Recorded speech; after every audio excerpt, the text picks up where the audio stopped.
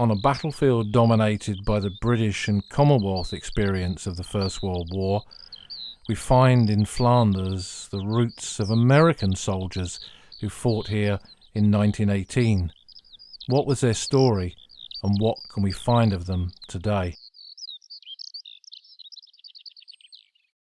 The United States of America formally entered the Great War in April of 1917, and the American Expeditionary Force, the AEF, was formed.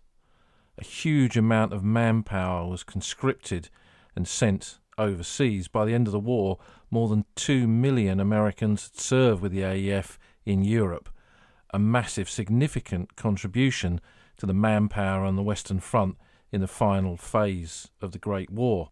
American willingness and enthusiasm almost to participate in the conflict was great. Many Americans had felt unhappy that America had not entered the war earlier, and quite a lot had already crossed the border to Canada and joined the Canadian Expeditionary Force.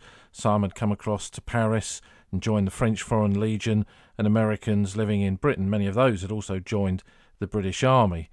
But with the formation of the AEF, a military force recruited and trained and dispatched from America to take part in the fighting on the Western Front in its final moments, was a significant turn in the war and contributed greatly to the outcome of victory in the final battles of 1918.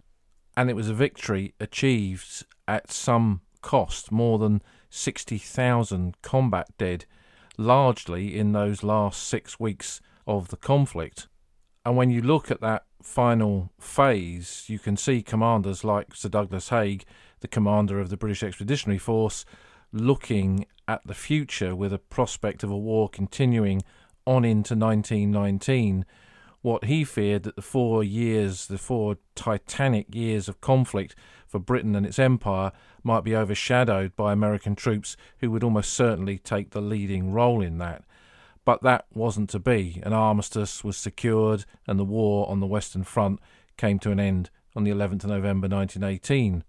And those millions of American soldiers returned home to often triumphant parades. Memorials were erected in towns and villages and cities right across America to commemorate the sacrifice of American soldiers, nicknamed Doughboys. British soldiers were Tommies, French were Poilus or Bonhomme, and Americans were Doughboys. The French called them Sammies after Uncle Sam, but we'll call them Doughboys here.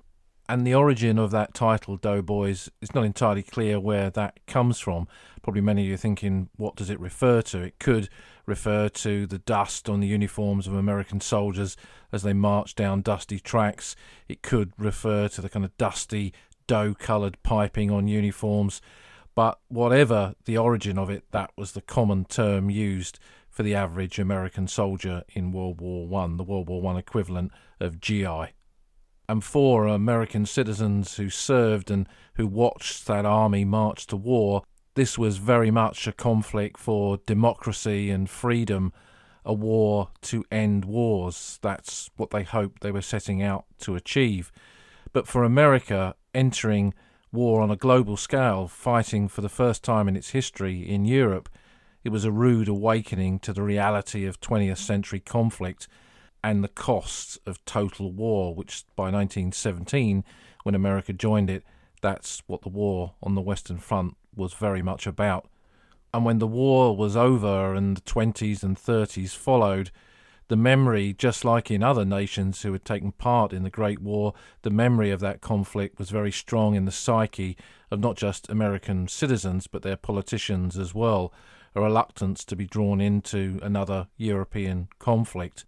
And 2 decades later, with the outbreak of the Second World War in September 1939, I'm sure many veterans of the AEF must have been asking themselves, had we really fought that war to end all wars? And now here we are a generation later, and potentially our sons could be marching into trenches once more.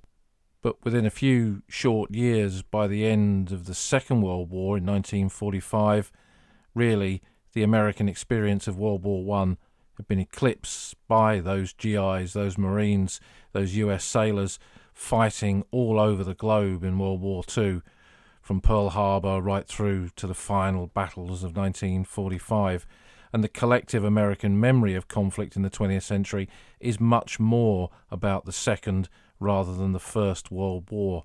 Although memorials to it, as we've said, exist right across the United States, it's something of a forgotten conflict, something that I'm hoping that beyond the Great War centenary may well change. And this is the first episode that we're going to look at some of the American battlefields on the Western Front. With the arrival of the American Expeditionary Force on the Western Front in 1917, the first units began to arrive into the late summer and autumn of 1917.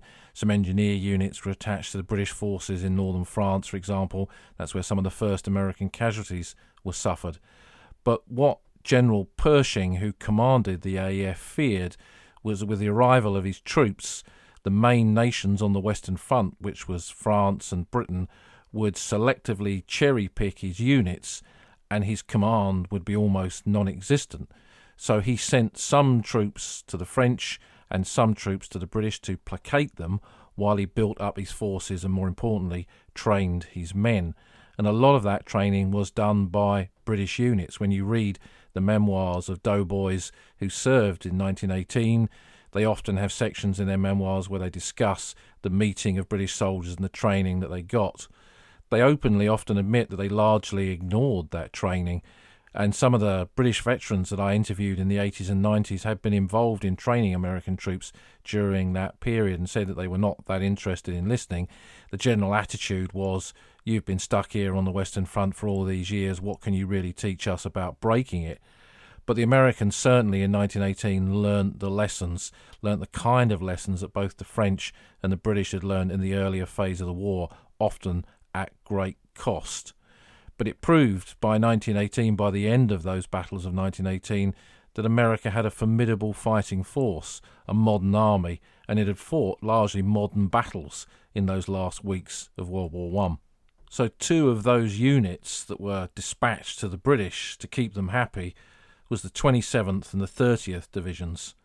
And these units were sent to Flanders in the summer of 1918 because by the late spring, the American Expeditionary Force, having been in the war for nearly a year, just like the raising of Kitchener's army in Britain in the early stages of the conflict, it was now ready to be pitched into battle. And it fought some engagements in places like Cantigny and Chateau Thierry, in isolated battles really, rather than a big coherent battle. But these two American divisions were dispatched to Flanders to bolster up the British line there, which had taken quite a knocking in the spring of 1918 with the operations in what we call the Battle of the Lys. The significant thing about the 27th and the 30th Divisions is that they were both National Guard formations. So that's roughly the equivalent of British territorials, territorial force as we call it then, territorial army later. So that meant they were locally raised units, they were part-time soldiers, and they had an attachment to a specific area. Not quite in the same way as POWs battalions, in terms of a specific town or city, although in some cases that was true. It was more of a kind of wider region, a state or an area of a state. But the 27th Division was recruited in New York. It was called the New York Division. It was first organised in 1908 as part of the National Guard, and its units were recruited from New York State, so local to that area as much as you could describe that local in terms of a British context. And while, of course, there was a federal government in the United States, a national government, many people identified with the states in which they lived. So the creation of these National Guard units gave them a bond, an already existing bond and identity, just in the same way that you see that with British territorial units and men from Kitchener's army. The New York Division marched down Fifth Avenue before it went off to France, and its commanding officer was Major General John O'Ryan. The division was often called O'Ryan's Roughnecks. He was born in 1874 and was the youngest divisional commander in the American Expeditionary Force. He trained as an attorney who had been in the National Guard since 1900, and he'd previously served in Mexico in 1916, which a lot of American soldiers who served in the AEF had also done. As the youngest divisional commander, he led the formation unusually from the very beginning of its combat experience right to the end. There was quite a lot of change of command in some of these American formations, just as there was in British and French formations as well. An American division at that time, without getting too complex in terms of orders of battle, comprised of 2 brigades, each of 2 infantry regiments, with a machine gun battalion attached to them. And in addition, the division, just like its equivalent British and French formations, had artillery, engineers and signals and supply backing it up. It was its own kind of coherent unit that could fight and supply itself and do all the tasks that were necessary on the battlefield. Each regiment that was in the brigades comprised of 112 officers and 3,720 men. So an American regiment was not dissimilar in size to a British brigade, really. And these regiments, American regiments, were formed into 3 battalions, and each battalion had 4 companies of 6 officers and 250 men. So this gives us an idea of the kind of scale of the units that were participating in these battles in 1918. Its partner formation, the 30th Division, was formed in 1917 from units recruited in North and South Carolina, Georgia and Tennessee. It was known as the Old Hickory Division as a homage to President Andrew Jackson, a man who had been a major general in the US Army and had fought in the Revolutionary War against Britain and the War of 1812 before becoming president. So the title referred to its southern heritage in many ways. And given the southern recruitment areas from which it drew its National Guard personnel, just like the 27th New York Division, it was very much a kind of localised unit in terms of its identity. But unlike the New Yorkers, it had gone through a lot of change of command. The American Army obviously reacted to the conditions of the First World War and the change in the nature of warfare, just like its counterparts had done in the early phase of World War One. The British Army had a lot of what they called dugouts serving in British units in the early phase of 1914-15. Men had been dug out of retirement to serve in the army, and I'm sure that was no different in terms of some of these American units. But by the summer of 1918, its commanding officer was Major General Edward Mann Lewis, who had previously fought at Chateau Thierry. So he was a combat veteran in terms of recent combat, serving with the AEF unit. So that gave him not just credibility, but vital experience to lead his troops in battle. He was a professional soldier, however. He was a West Pointer, and he'd been a classmate of Pershing, so his credentials were pretty strong. Both these divisions went into the line in Flanders, attached to British units in that sector. They occupied the line south of Ypres, in an area where the front lines had swung like a pendulum in April of 1918, when the Germans had broken through on the 9th of April and pushed the British Army back, and Ypres was now sitting in a kind of tiny pocket, a tiny salient, with the ground to the north and the northeast having collapsed, the front line being on Hellfire Corner immediately to the east, and to the south, the whole area captured in 1917 along the Messines Ridge had fallen, and the front lines had been pushed right back towards the French border, in some cases across the French border, towards, for example, the town of Balliol, where that had been captured by the Germans, and the front line was now beyond that. So Ypres sat in quite an exposed position, with the Germans being able to fire from the north and northeast and the east and the southeast as well into it in different angles. And in terms of the destruction in and around Ypres, that was probably one of its worst periods, when even normal field guns could fire straight into the city and the British positions around it. So the Americans came into a landscape very different probably from what they were expecting to see, and very different from some of their comrades in the main American Expeditionary Force, down in the wooded areas around Argonne or around Chateau Thierry where they'd been fighting. It was more of an open landscape, or a wooded landscape, or a landscape not as badly chopped up by years of conflict, which the ground around Ypres obviously was. Pockmarks, shell craters, moonscapes, these are all the kind of phrases that we use for those battlefields, and that's exactly what the Americans found themselves walking into.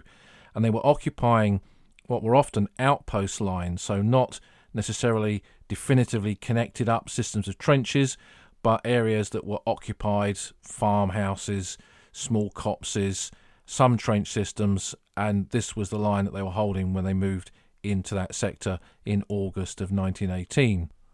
They wore their American uniforms, their American steel helmets, their boots and equipment and everything else, but they carried British weapons. Their Springfield rifles were taken off of them because they were .30-06 caliber. They were now part of the British Expeditionary Force, which used .303 ammunition. So they were given short magazine Lee Enfields, Lewis guns, Vickers machine guns, so equipped just like a British unit, so it was much easier to supply them. And of course that took a degree of acclimatisation as well, using unfamiliar weapons, although ironically of course the Lewis machine gun was an American invention.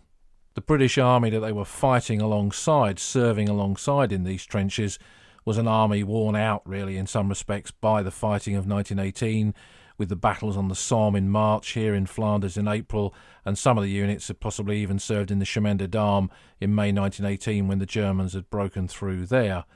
And also it would have been a very young army to the lads in the 27th New York and the 30th Divisions, because by this stage of the war the vast majority of recruits having been brought over from the depots in a year of the war in which the vast majority of soldiers that were serving in the British Army were conscripts, then these were lads of 18 and 19 years old, and their experience was often very limited.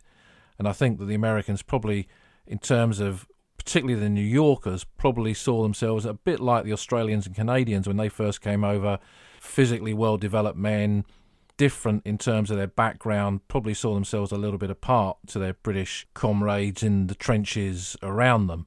But nevertheless, they were part of a wider, cohesive unit, and they identified with that and were proud to serve. And they got their first test of battle, their first experience of battle here in Flanders, in what was in some ways a precursor to the fourth and final Battle of Ypres.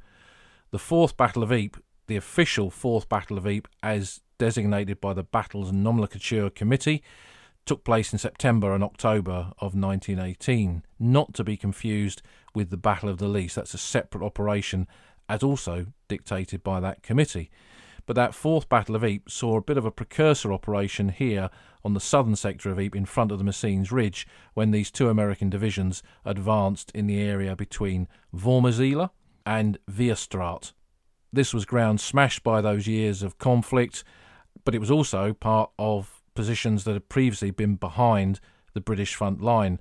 Wormerzeele and Weerstraat had been two communes villages that had been billeted in areas close to the trenches before the Battle of Messines in 1917. So there were gun positions, there were headquarters buildings, there were supply depots. All of this had been abandoned when the Germans had broken through earlier in the year and pushed the British back to this kind of outpost line. But the Americans in late August and early September of 1918 pushed the Germans back in this sector over a 7-day period and advanced and gained a foothold in the approach to the Messines Ridge to allow subsequently British units to advance through here in that final stage of the fighting in the Fourth Battle of Ypres. This wasn't a walkover battle. You've got to remember that for both of these formations, this was their first time in action, putting their training into practice, learning the lessons they've been taught by British troops, possibly adding their own American angle to that, not unsurprisingly. And they came up against quite a lot of stiff opposition with the Germans. This was by no means an enemy that at this stage gave any signs of being defeated. And I think the level of machine gun fire and artillery fire that the Germans were able to put down in defending their position took a lot of the American troops who fought in this battle by surprise. And in that area just to the northeast of Wormerzeele, along the old Ypres Commune Canal, near to a position known as Lankhoff Farm, the Doughboys who fought here got their first serious experience of gas warfare, of chemical warfare. Again, they all carried gas masks, they'd all been trained in this, but to actually be on a battlefield where gas was employed was very different to the kind of training that they'd had. So this was a defining moment, really, in terms of the combat experience of the men in these formations, and for their commanders, their company commanders, battalion, regimental commanders, and of course the two divisional commanders, this was all part of their learning curve, and lessons were then applied from this to the later battles they took part, fighting alongside British troops down on the Somme in September 1918 and in the final battles up towards Cambrai and Le Cateau in October of that period. And although the operation here was successful, as always with these Great War attacks, it came at some cost. The New York Division lost 1,300 officers and men, and the 30th Division just over 800. Now these aren't kind of first day of the Somme catastrophic casualties, but when you think that both these formations are recruited locally, New York State and those states in the south that the 30th Division recruited from, those places began to receive telegrams informing families that men had been wounded and killed or were missing in the same way that Britain and France had experienced this over the previous 4 years of war. So, like I say, this was a turning point in America's military history and in terms of their social history, really, in terms of what the consequences of war and conflict in Europe would be for the United States. The units buried their dead, tended to their wounded, held on to the positions that they captured. They were relieved by British troops, and then they moved down to take part in those battles on the Somme and on the Hindenburg Line. But this was a small-scale action, really, in terms of the 4 years of war in Flanders. A much bigger battle involving American troops was about to happen later that autumn.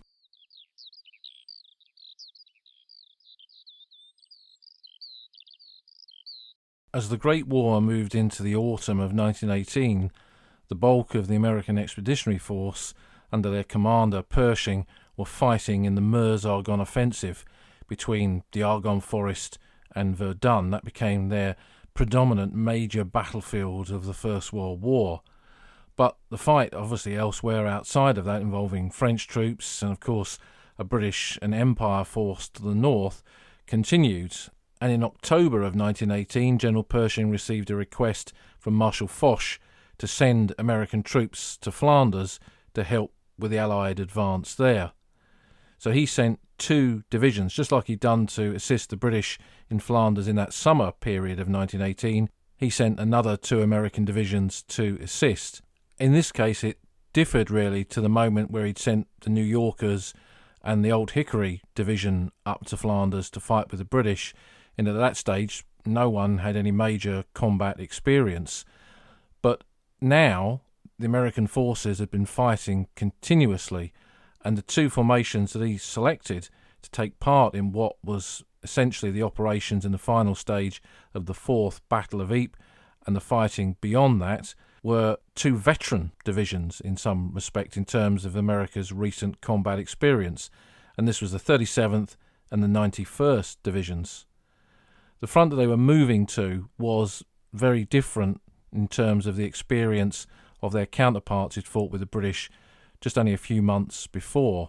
The 4th Battle of Ypres had ended the stalemate in Flanders. All that ground, which had seen pretty much continuous fighting for 4 years, was overrun by Allied troops, not just British and Empire forces, but French troops, and to the north, the Belgian army under the command of the King of the Belgians was advancing across the ground there. Passchendaele, that we always think of as a British and Canadian battlefield of the First World War, that was captured in 1918 by Belgian troops. So there in Flanders, it was much more of a wider Allied army that was fighting across that ground. But with the conclusion of that 4th Battle of Ypres and the arrival of American troops in that final phase, the war in Flanders was changing. It was no longer, as was the case on many other parts of the Western Front, it was no longer a trench war, the kind of war that we think of every time we think of the First World War, of trenches and shell holes and barbed wire and static positions. That war had come to an end. And as Allied forces broke out of the ground around Ypres and moved towards towns like Menin and Mouscron, they were moving into a much more open landscape, unaffected by war. Yes, there were trenches. Yes, there were bunkers. If you go to Menin today and drive around some of the villages there, you will find examples of German concrete bunkers from that final phase of the war, some of them dating back much earlier when it was an area where German artillery had been based firing into the ground around Ypres, and these were signals and headquarters bunkers, but they all featured in the fighting in that final phase of 1918. So what it meant was, though, is that this was not a lunar landscape. This was not a moonscape of craters and shell holes. It was open ground, and the war became much more mobile, something that people forget that period of the war was like. It was much more akin to the kind of experience of Allied soldiers in World War II than it was to what we could traditionally think of the First World War being. So the Americans came into that fresh from fighting in the Argonne Forest and the Saint-Mihiel salient and places like that, where there had been trench warfare. The Americans had broken the Hindenburg Line in that sector, for example, but they too increasingly have been moving out of those trench positions into more open ground as their forces swung up towards the River Meuse. So those two formations from the AEF that came here at that time, the 37th Division was another National Guard formation recruited in Ohio. It had been heavily involved in the Meuse-Argonne offensive around the Avocourt sector, and the 91st Division was known as the Wild West Division, as its men came from 8 western states of America. So again, these kind of had an identity. Many of these American formations do.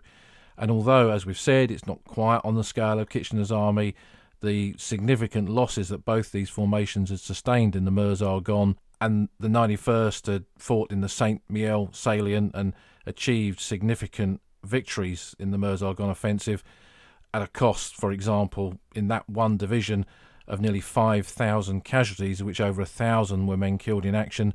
This, as I've said earlier, was all part of America's awakening, really, into the realities of 20th century European conflict. So these two combat-experienced divisions of the American Expeditionary Force arrived into what was quite a fluid Flanders front at this stage of the conflict in October of 1918, and they found themselves not fighting side by side, but with a French division between them. And again, French troops, this is Belgium, this is Flanders, and there are French troops there. We tend to think of French only being involved in the earlier stages of the fighting at Ypres, but they returned there on a regular basis for the Third Battle of Ypres 1917, the Battle of the Lys, and in these final operations too. And that took them to a bit of ground east of the city of Courtrai, close to the village of Waregem.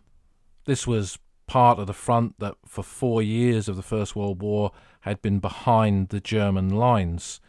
The Germans closer to the battlefield itself had evacuated the civilian populations of towns and villages, but here in this area beyond Courtrai, the civilians were still here, and just like villages behind the Allied front, those civilians had supplied services to the German troops that had been based or billeted or served there, because this was part of the German rear echelon. So there would have been supply dumps, there would have been railway systems here, there would have been airfields close to here as well that had squadrons that flew over Flanders during that period of the First World War. And in these villages and places behind their line, the Germans would have established their own canteens, their own facilities for their own troops, but locals opened up estaminet to German soldiers in exactly the same way that they did to British soldiers and French soldiers and Canadians and everyone else. And with 4 years of endless occupation, I guess what else could they do? It seemed that perhaps the Germans might have been there forever. But now the war had finally reached these places. It was a much more mobile war, as we've said, and the fighting did not remain in these villages for long periods as it had done with the ground around Ypres. So they were not destroyed in the same way. They were damaged in the fighting. So when you visit them today, for example, you can often see battle damage on a lot of the buildings. And in most of these small places, the buildings, the church, the town hall, all of that is pretty much as it was more than a century ago when the fighting came to knock on the door of these villages that had previously been away from it. That also meant that because of the fluid nature of the fighting, very often the Germans had not evacuated or had not really given any kind of thought to the evacuation of Belgian civilians in these places. So when the Americans often rolled up these places in those final battles, they encountered civilians on a scale that perhaps they hadn't done before, and that was part of the consideration of battle and the experience of American soldiers who were here. Civilians often would be found hiding in cellars, which could also easily have been hiding German troops, and it meant they had to operate in a very different way. They couldn't just throw grenades down into cellars and shout down camarades, they had to be mindful of the fact that there could be women and children and civilians who had no part in the combat down there as well. So it made it a very different kind of experience compared to what they'd seen in the Meuse-Argonne, for example. The terrain here too was different to that part of eastern France, where there was a lot more valleys and pieces of high ground. Here it's Flanders, so it was pretty flat. There was a bit of rolling ground. It was broken up by a lot of houses and farmsteads and small hamlets, really. There were copses damaged by shell fire, but not obliterated. This is not the kind of matchstick woods of the Somme or Flanders in the earlier battles of the war. And there were a lot of fenced-in fields. So these were agricultural fences, still using barbed wire, not as nasty as the German barbed wire found on the Hindenburg line, for example, but it impeded movement and had to be cut. So all of this was a consideration, a very different style of war to the kind of war that they'd really prepared for when they'd come across as part of the wider AEF. And what was clear as they entered the battlefield, that here, just as other parts of the front, the Germans were not giving up. It might have been a very young army that they came across when they rolled up German positions and took prisoners. They may well have been finding boys of 16, 17 called up early to serve in the German army, but the ferocity of fighting and the weapons and equipment and the amount of machine gun and artillery fire and the use of gas right up to the last days of the war was all on the kind of scale that they experienced previously in the bigger battles. But as they pushed hard, these two formations, and then British and French troops around them did the same, it was clear as October moved into November that gradually the German army was becoming a spent force. The Allied submarine blockades of Germany was literally starving it at home and in the field, but also starving it of the vital equipment that it needed. And German industry was struggling at this stage of the war to supply the men with the kit and the ammunition that they required to continue to fight their battles. So it was clear that some kind of ending was pretty close. But still, the Germans were not easily giving in. In early November 1918, the advance of the two divisions, they were now no longer separated by a French unit. They were now advancing side by side towards the next feature that the Germans were going to defend. And in this stage, what the Germans were doing is, without trench lines to defend, they were using natural features, canals and rivers. And here was the Scheldt River, the Escaut as the French called it, running through this bit of ground near to the town of Oudenarde. And the two American divisions advanced side by side towards that position in early November of 1918. Oudenarde became the first major town in Belgium liberated by American troops in the Great War, when Sergeant Charles Riley of the Engineers of the 91st Division led a patrol into the outskirts of the town whilst there was still fighting going on its fringes, and it was still partly occupied by the Germans. And his patrol successfully got into the town and opened a way for the rest of the force to come in and capture the position. He also took prisoner a German spy, and for this and his patrol, Riley was awarded the Distinguished Service Cross. As the Americans took Oudenarde, the 37th Division then pushed on towards the river and established a bridgehead across the Scheldt on the 2nd of November. This was held against quite heavy German counterattacks on the 4th of November. So again, although positions are being taken, the rivers are being breached, and the areas defended by the Germans are being overrun, they're still not giving up. And the German philosophy of meeting an advance with a counterattack continued right up to those final moments. Both divisions were then relieved after the crossing of the Scheldt and then went into rest for a brief period until they returned to the front line on the 10th of November 1918. Negotiations to end the war on the Western Front with an armistice were well in hand, and many soldiers were hearing rumours that the end of the war was very near, but battle continued, particularly with the philosophy of American divisions on the wider AEF sector. The fighting would continue right up to the final moments of the war. General Pershing did not trust the Germans. He did not believe that they would adhere to the terms of any armistice or agreement, and he feared that if he sat still or sat on his hands and let the Germans do what they wanted, they might negate on the terms of any agreement that was made, and he might be finding himself fighting battles down the line that he could have fought much more successfully right now. So he ordered his troops to continue with their battle right up until the very end of the war. And both of these divisions, the 37th and the 91st, found themselves going into action on the 10th, 11th of November 1918. The 37th Division captured villages around the Zwartenbroek, and the 91st took areas around the small village of Elst. These are not major battle honours of the First World War.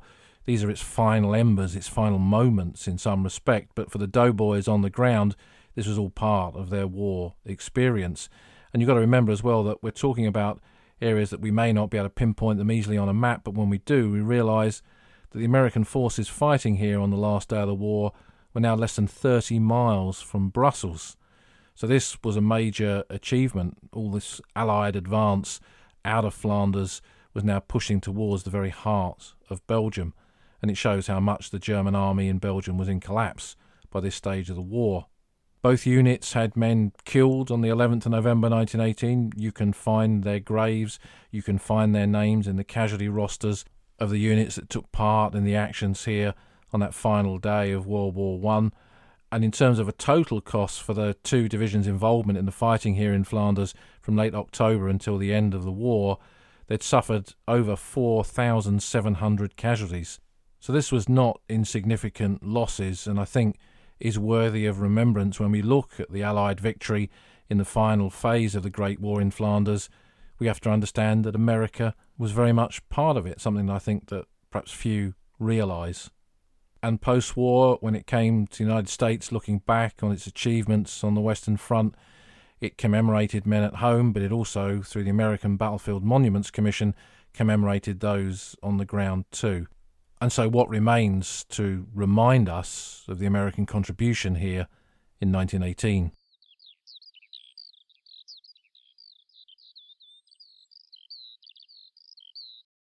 How do we follow the Doughboys on the battlefields of Flanders as they are today?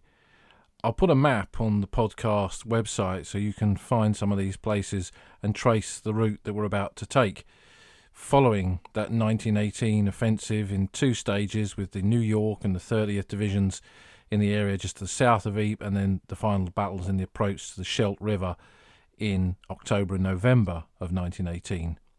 We start south of Ypres in that area where the two initial American formations that were sent to Flanders held the line in August and September of 1918. And we're at the memorial to the 27th and 30th Divisions on the Kemmel Road.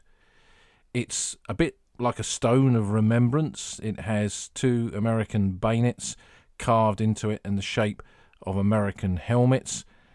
And beneath the naming of the two divisions it states, erected by the United States of America to commemorate the services of American troops who fought in this vicinity August 18th to September the 4th, 1918.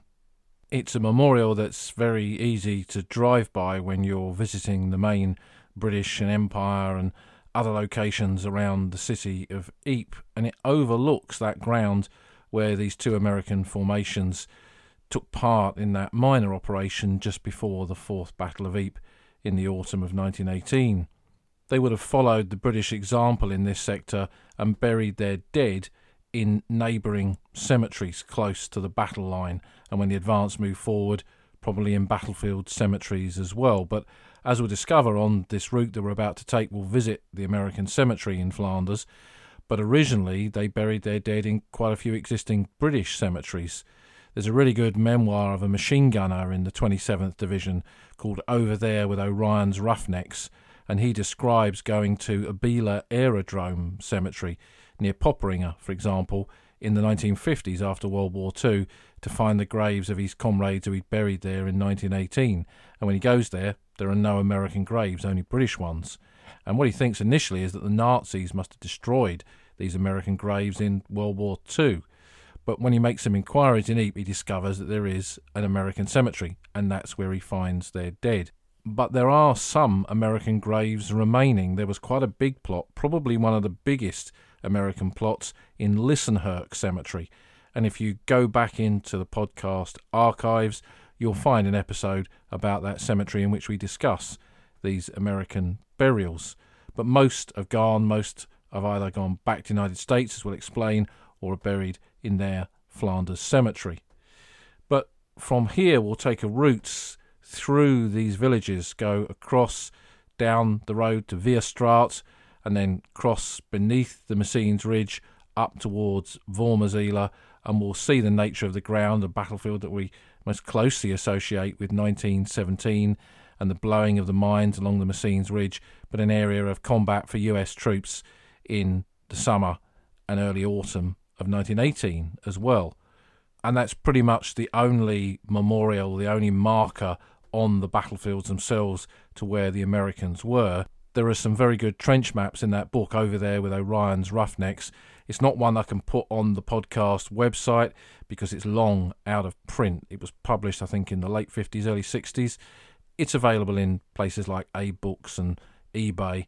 But if you look at that, there's some really good maps in there showing where the American sector was, and you can kind of trace it on the ground. You can follow where those American units were in the fighting between Kemmel, Scherpenberg, Weerstraat and Wormerzeele. But we'll take the road away from Ypres now and across to the other side of Courtrai and head to Waregem, where we're going to visit that American cemetery, the In Flanders Field Cemetery. And this takes us not just to the place where America's dead in Flanders are buried, but this is a battlefield as well. This is where the two American divisions that were brought up from the Meuse are gone, the 37th and the 91st. This is the ground where they were fighting. So the cemetery is itself built on a battlefield of that period of the war. And what America decided to do with its dead after the Great War was to create main burial sites and then give the next of kin of the American soldiers who'd fallen the choice as to whether they would remain buried in the theatre of war or whether they would be repatriated back to the United States. Now, this was America's first war outside of America on European soil, and so this is the approach they decided to take eventually for both world wars. But when we look at America's dead buried in the cemeteries that we visit on these battlefields today, we've got to understand the process that got to the point where these cemeteries as we see them now were possible. So during the conflicts, going back to that Wormerzeele Weerstraat sector and the ground here around Waregem up to the Scheldt River, there would have been battlefield burials, men buried in small collective burials close to where fighting had taken place, individual graves, graves by the side of the road, in shell holes, whatever it was.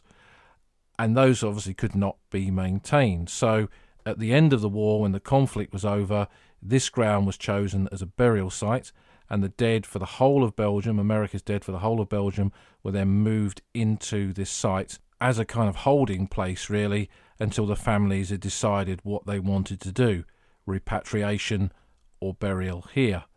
And that process was complete in the years following the Great War. Something like 62% of the dead from both conflicts, World War I and World War II, were repatriated. So when we come to the In Flanders Field Cemetery, we're only seeing a fraction of America's dead for Flanders from the war, because many were taken back to the United States for burial either in military cemeteries there, such as Arlington, or in local cemeteries where they could be buried with their family or in their community. And given that these formations were National Guard units that were based around particular areas of recruitment and that local identity was strong, I wonder whether there was a higher proportion of repatriation of dead because of this. They wanted the boys to come home. And when the process of repatriation was finished, an architect was then appointed, and they would then design the cemetery, and the men who were going to remain here would be reburied in designated plots. So when we visit these graves in this cemetery today, we're looking at men that have been buried 3 times, once on the battlefield, once when they were moved here, and then finally when these organised plots were arranged in the 1920s. It's a very small cemetery, this one, the smallest American war cemetery from the First World War on the actual battlefields themselves. There are 368 American burials here. Most of them are men from that final phase, October, November 1918, in the advance to the Scheldt. So men from units in the 37th and the 91st Division. But you'll also find some of the men from the New York Division and the 30th Old Hickory Division who'd served in that earlier period around Vormezele and Weerstraat, south of Ypres as well. And when we look at the headstones of American soldiers buried in US cemeteries from the First World War and indeed from the Second, we're looking at crosses, not the kind of headstone tablets that we see in Commonwealth cemeteries. And this was the type of grave marker that was adopted by America after World War I. It's made of marble, and on the central piece of the cross is the soldier's rank, his name, his units, the division that he was part of. So that's quite useful in some respects, because knowing which units were where, you can pick out what period of the war these guys were from their date of death, but also the sector of the battlefield in which they were fighting. And then there is the date of death and the state that they came from.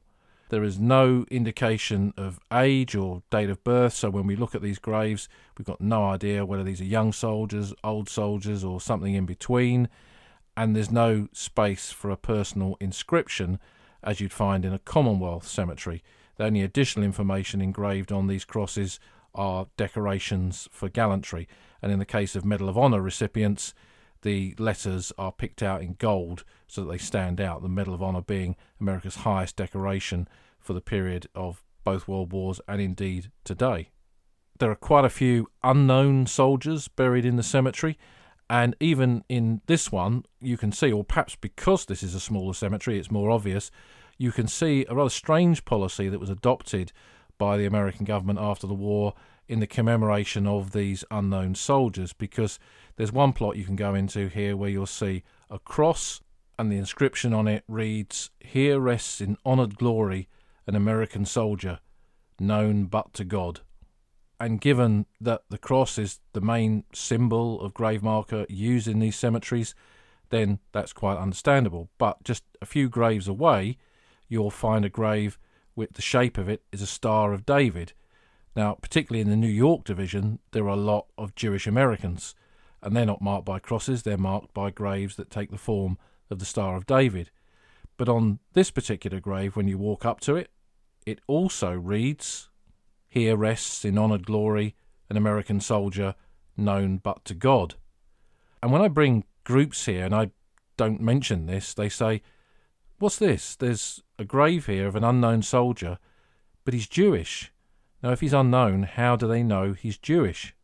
And what was done in the 20s was a decision was made to look at the percentage of the American army that was Jewish and commemorate in the cemeteries where there were unknown soldiers buried there the same percentage with Stars of David rather than crosses, which is kind of a strange thing to do because no one would ever know what the religion of these unknown soldiers could possibly be.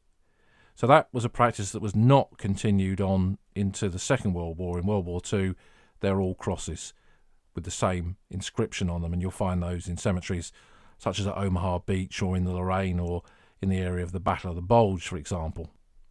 In the centre piece of the cemetery, so when we go into the cemetery here, there's a really good visitor centre on the left-hand side, which I would thoroughly recommend going into, which has got some really interesting displays about the history of American forces in Flanders and also the burials within the cemetery itself, with some really unique photographs in there as well.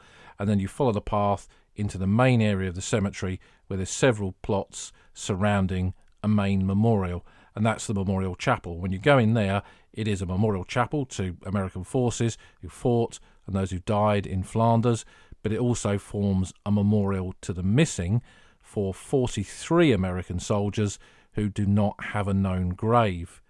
Now, American troops in any of these sectors were not there long enough in the same way that British soldiers were, British and Empire soldiers were, holding the line, where we've got vast percentages, vast thousands of soldiers who were missing on memorials like the Menin Gate and Tyne Cot and Plugstert.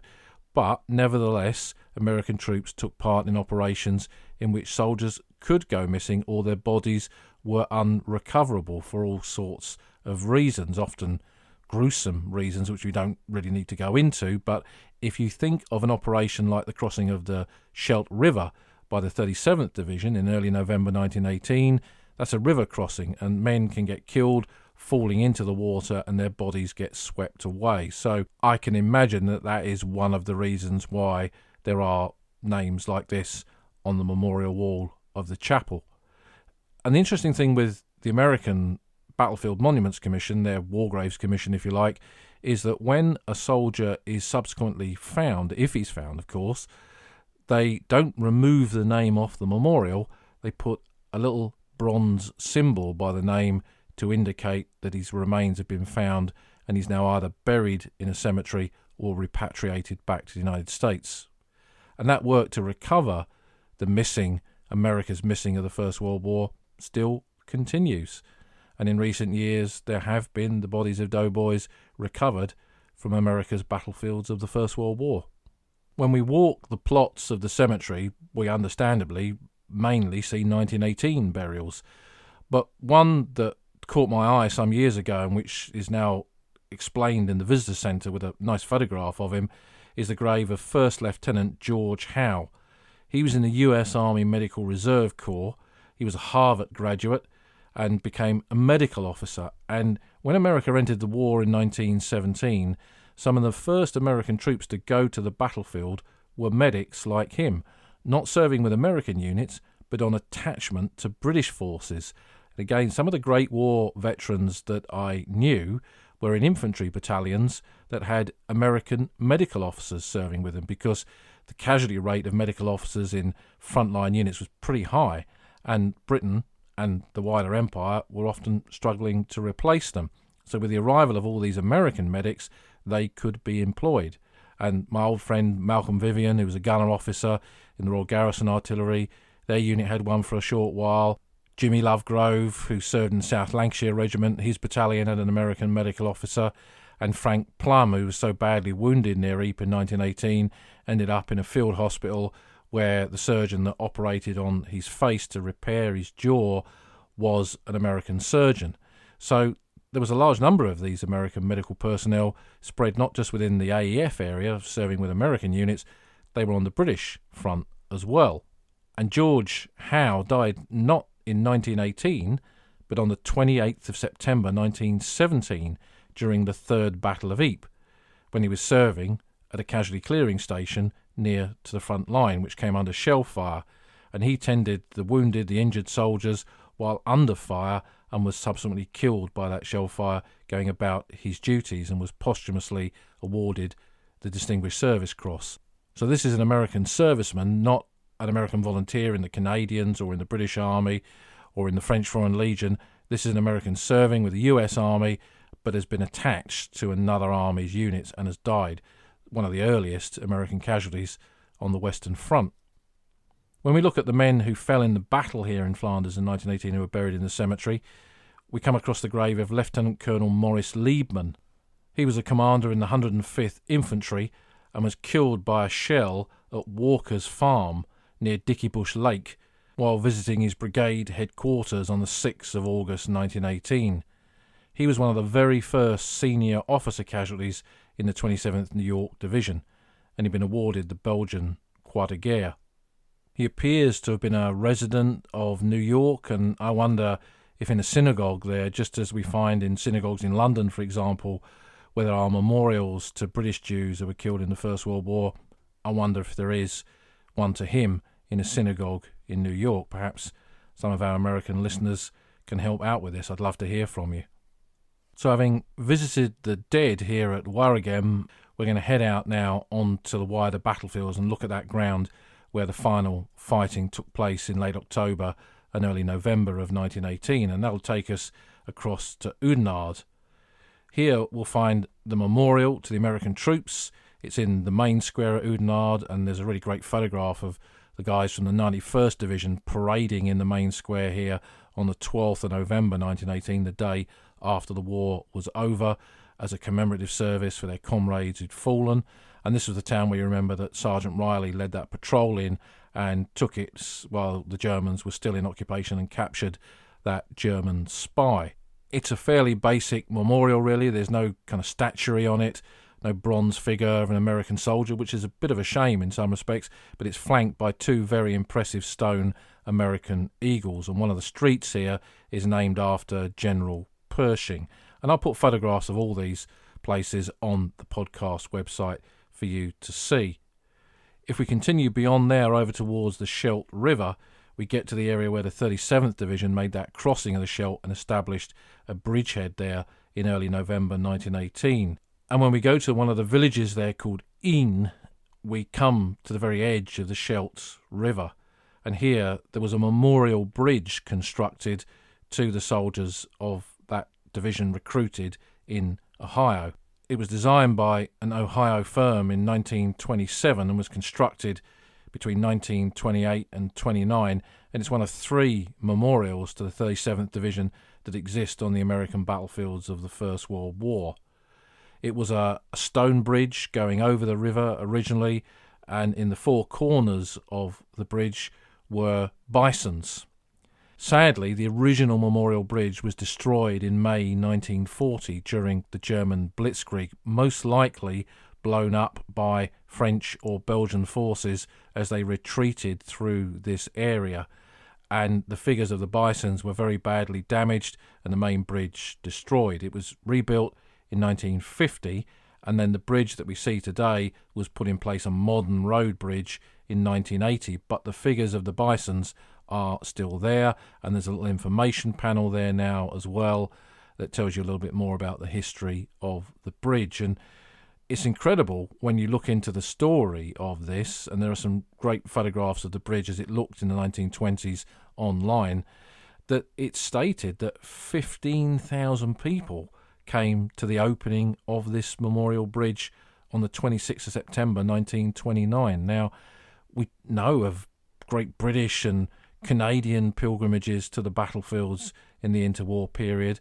Whether all of this 15,000 were from America, I don't know, but nevertheless, that is a sizable crowd to attend what is largely today a forgotten memorial to the First World War. And when we stand on the bridge looking down into the dark flowing water of the Scheldt River, we can see what, for most casual visitors to the battlefields of the Great War, is a very different landscape to what they're normally used to. Sure, the fields of the Somme and Ypres and Loos and all those other places have recovered, but those are places that we identify with the crater zone, the mud and the barbed wire of the First World War that so much dominates our common perception of what that war was about. But America's troops entered this area of great combat over 4 years of the First World War in its final stage and experienced a very different kind of war. And I think what visits like this do, following in the footsteps of the Doughboys here in Flanders, what they show us is that there's such a diverse history to the battlefields of the Western Front. It's not all about Tommies or Fritz or the bearded ones, the bonhommes. Here too were men from America, almost half a world away, who came here too to find their roots, their pathways, their crisscross stories of the Great War, here on the old front line.